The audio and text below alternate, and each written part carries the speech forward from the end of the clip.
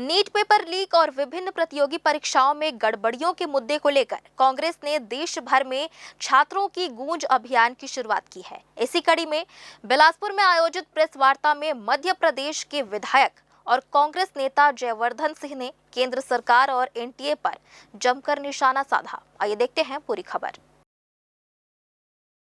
कांग्रेस के 45 दिवसीय छात्रों की गूंज अभियान के तहत बिलासपुर में आयोजित प्रेस वार्ता में जयवर्धन सिंह ने कहा कि भारत दुनिया का सबसे बड़ा युवा प्रधान देश है और देश के युवाओं का भविष्य सुरक्षित रखना सरकार की जिम्मेदारी है।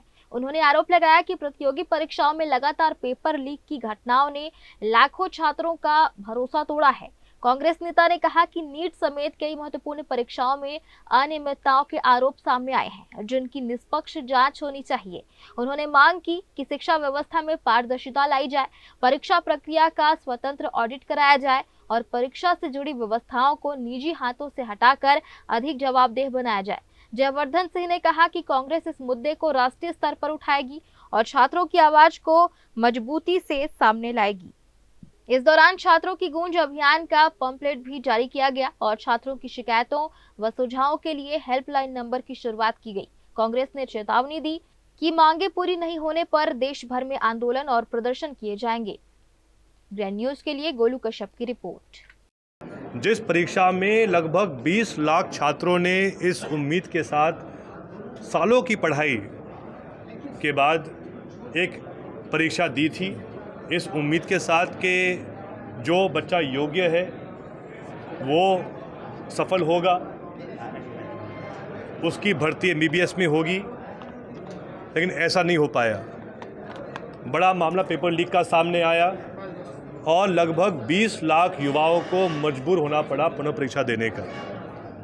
इसमें ये बात सामने आई है कि भाजपा सरकार के द्वारा आज से लगभग 8 साल या 7 साल पहले नेशनल टेस्टिंग एजेंसी का गठन हुआ था, जिसमें पिछले 3 साल से एक प्रदीप जोशी जी नाम के व्यक्ति NTA के अध्यक्ष हैं, जिनके ही अध्यक्षता में 2024 में भी नीट घोटाला हुआ था। जब 2 साल पहले घोटाला हुआ था, आप आश्चर्य करें कि भाजपा सरकार ने उन्हीं को जांच समिति में सदस्य बना दिया, मतलब चोर से ही जांच करवा दी। और इसीलिए वापस 2 साल बाद यही वापस कारनामा हुआ है, जहां पर लगभग 20 लाख छात्रों को मजबूरी में पुनः एग्ज़ाम देना पड़ा। और इसीलिए आज हमने ये मांग करी है कि सबसे पहले धर्मेंद्र प्रधान जी का इस्तीफा होना चाहिए है, क्योंकि उनके द्वारा ही पूरी व्यवस्था परीक्षा की, पेपर सेटिंग से लेके पेपर की प्रिंटिंग से लेके ट्रांसपोर्ट से लेके एग्ज़ाम सेंटर तक पूरी व्यवस्था धर्मेंद्र प्रधान जी और भाजपा सरकार ने निजी हाथों में सौंपी है, जिसके माध्यम से ये पूरा घोटाला हुआ है। अब तक पूरा सरकारी परीक्षाओं का मामला सरकारी हाथों में होता था ताकि बात बाहर ना जाए, पेपर लीक ना हो, लेकिन भाजपा ने जानबूझकर नेशनल टेस्टिंग एजेंसी का गठन किया, जिसके और आज भी national testing agency statutory body नहीं है, एक वो रजिस्टर्ड संस्था है जिसके ऊपर कोई भी पार्लियामेंट्री कंट्रोल नहीं है। जो सालों से कांग्रेस आरोप लगा रही है कि प्रधानमंत्री नरेंद्र मोदी जी ने PM केयर फंड को भी निजी हाथ में कर दिया है, जिसकी अगर किसी को जानकारी चाहिए है कि आखिर कितना पैसा PM केयर फंड में है, किन किन को उससे राहत मिल रही है, वो कोई भी जानकारी सदन में नहीं दी जाती।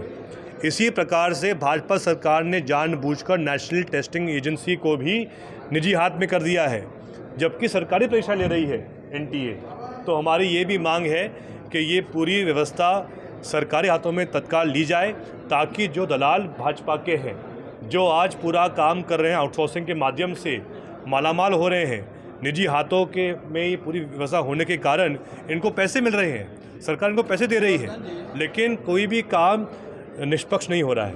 ये जैसा आपने कहा कि ये भाजपा का बहुत बड़ा एग्ज़ाम माफिया है, वही प्रदीप जोशी जो 2006 और 11 के बीच में मध्य प्रदेश के PSC बोर्ड के अध्यक्ष थे, जिनके कार्यकाल में एक बड़ा प्रोफेसर्स का भर्ती घोटाला सामने आया था। एक सोच होती है कि जब कोई भी व्यक्ति गलती करता है, भ्रष्ट पाया जाता है, तो उनको सज़ा मिलती है। उल्टा प्रदीप जोशी जी के इस कारनामे के बाद उनको प्रमोशन दी गई, यूपीएससी में भेजा गया और अब एनटी का अध्यक्ष बनाया गया।